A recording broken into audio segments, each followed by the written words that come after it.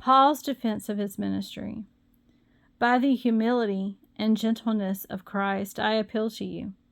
I, Paul, who am timid when face to face with you, but bold toward you when away, I beg you that when I come, I may not have to be as bold as I expect to be towards some people who think that we live by the standards of this world. For though we live in the world, we do not wage war as the world does. The weapons we fight with are not the weapons of the world. On the contrary, they have divine power to demolish strongholds.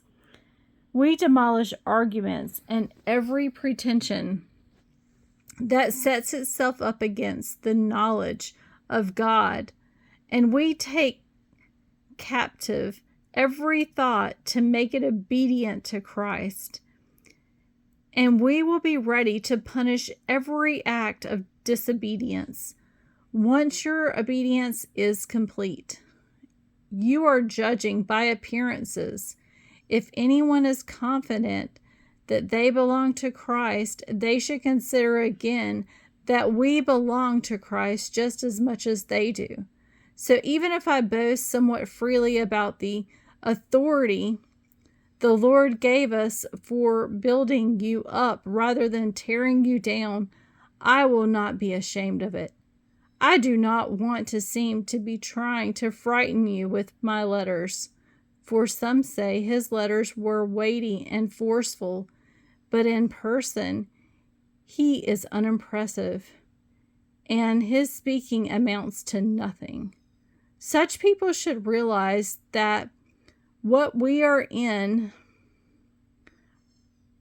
our letters, when we are absent, we will be in our actions when we are present. We do not dare to classify or compare ourselves with some who commend themselves. When they measure themselves by themselves and compare themselves with themselves, they are not wise. We, however, will not boast beyond proper limits, but will confine our boasting to the sphere of service God Himself has assigned to us, a sphere that also includes you. We are not going too far in our boasting, as would be the case if we had not come to you, for we did get as far as you with the gospel of Christ. Neither do we go beyond our limits by boasting of work done by others. Our hope is that as your faith continues to grow, our sphere of activity among you will greatly expand, so that we can preach the gospel in the regions beyond you. For we do not want to boast about work already done in someone else's territory, but let the one who boasts boast in the Lord.